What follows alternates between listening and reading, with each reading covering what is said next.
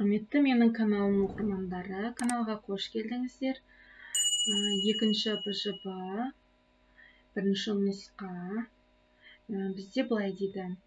Бірінші есепте 5, 21, 25, 42, 80 сандарынан А тапсырмасы бойынша бізде 5-ке еселік болатын сандарды көрсет дейді. 5-ке еселік деген сөз 5-ті өз-өзіне көбейткен кезде шыққан сандарды айтамыз. Мысалға, 5-ке еселік ең кіші сан бізде 5. 5-ке еселік. Яғни 5-ке еселік 5. Одан кейін 25. Сосын бізде 80. Яғни 5 қайдан шықты? 5-ті 1-ге көбейткенде 5 шықты. Міне. Осы еселік деген. 5-ті 5-ке еселеген кезде 25 шықты. Міне. Дәл осылай арға жалғасып кете береді. Келесі. 100-дің бөлгіштерін көрсет дейді. 100-дің бөлгіштері. 100-дің бөлгіштері деген сөз ол 100 деген санға сол сандар бөлінеді. Яғни бөлгіштеріне бізде 5 жатады. 5 мына сандардың ішінен теріп қараймыз. Яғни 100-ге қай сандар бөлінеді, сол сандарды бөлгіштер дейміз. 5, 25. Ол қайдан шықты? 100-ді 5-ке бөліне ма? Бөлгіш деген осы. 100-ді 5-ке бөлетін болса, 20 болады. 100-ді 25-ке бөлуге болады ғой, бөлгіш деген осы. Ол 4-ке тең болады. Бөлгіштер деген осылай жазылады. 42 санның бөлгіштері болмайтын деп тұр. Бізде болмайтын болса, ол санға бөлінбейді деген сөзі.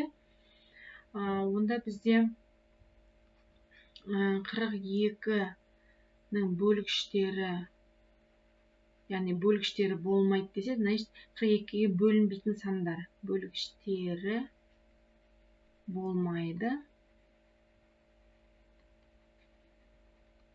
Ол қандай сандар? Яғни 5 бөлінбейді. Келесі 25 бөлінбейді. 21 бөлінеді.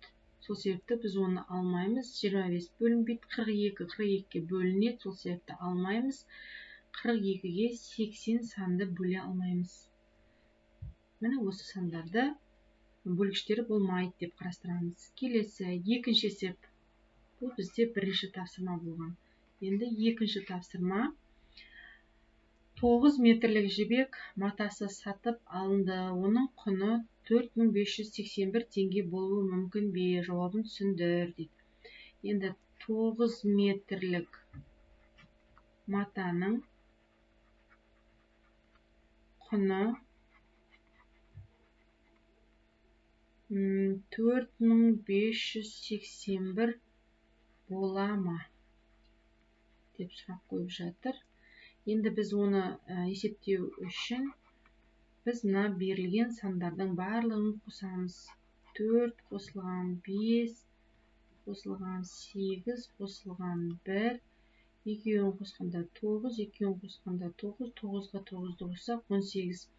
18 9-ға бөлінеді. Мына біздегі 9-ға бөлінеді. Қалдық қалмайды, 2 деген сан шығады. Яғни 4581 деген сан 9-ға бөлінеді деген сөз. Соның жауабы болады. Болады деп жауап береміз. Үшінші тапсырмада бізде амалдарды орындамай-ақ анықтаңыз дейді. Бізде 120 қосу 48. Осы қосынды 12-ге бөліне ма, бөлінбей ма? Оны табу үшін біз бітеміз. 120-ны 12-ге бөлеміз, 48-ді 12-ге бөлеміз.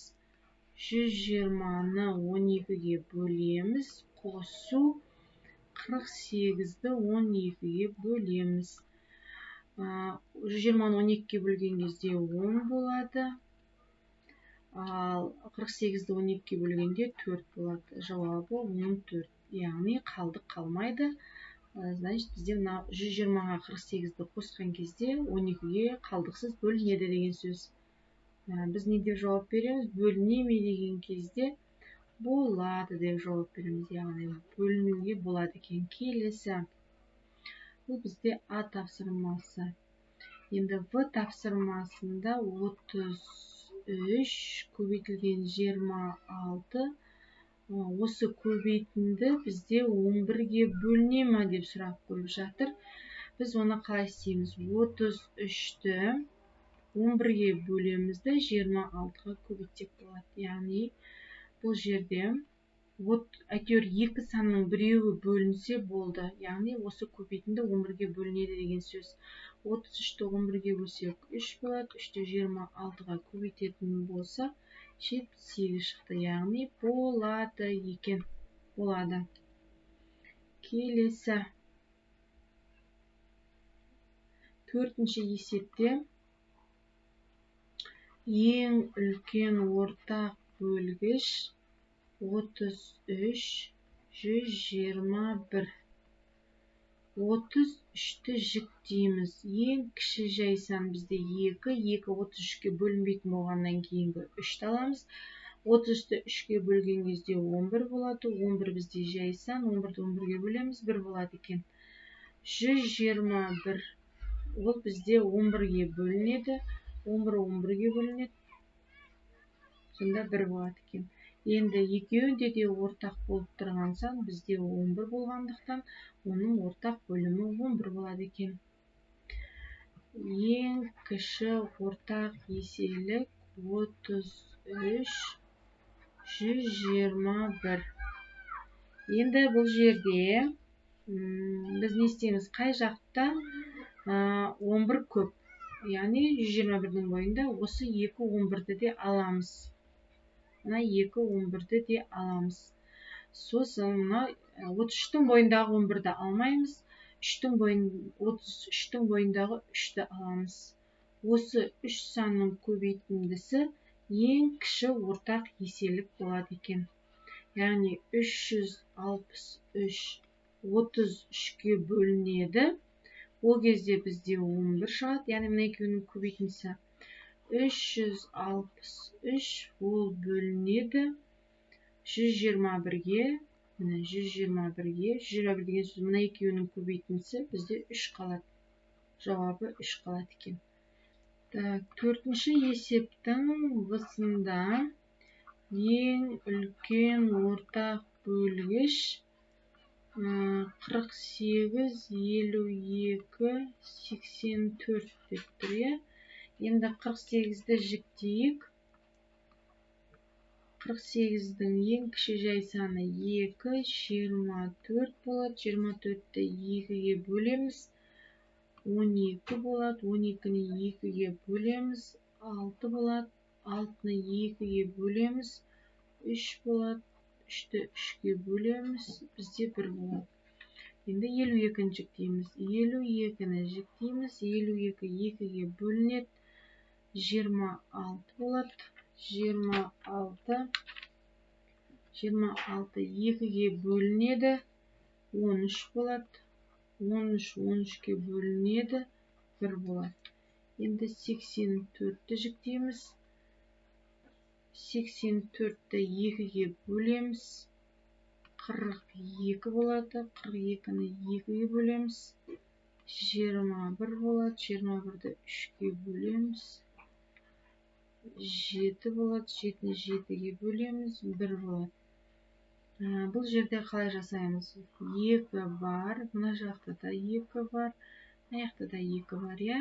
Енді тағы да 2-ні көреміз. 2, 2. Мына жақта да 2 бар. Тағы басқа сандар кездеспейді. Яғни екеуінің көбейтіндісі 4-ке тең. Мына жерде де 4-ке тең.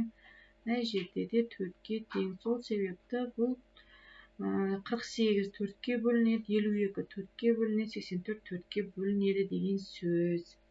Келесі. Ең кіші ортақ еселік 48, 52, 84. Енді оны қалай жасаймыз? Осы жіктеп қойған сандардың ішінен,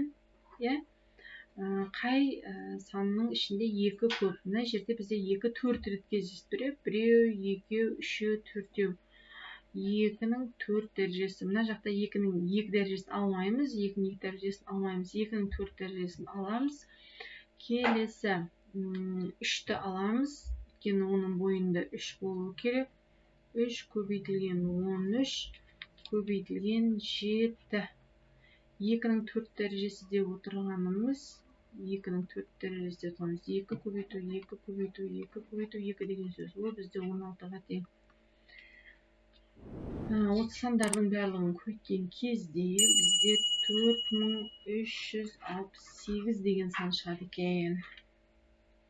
Каналға жазылуды ұмытпаңыздар, достарыңызға таратыңыздар. Жақсы, сау, сәлеметте болыңыздар.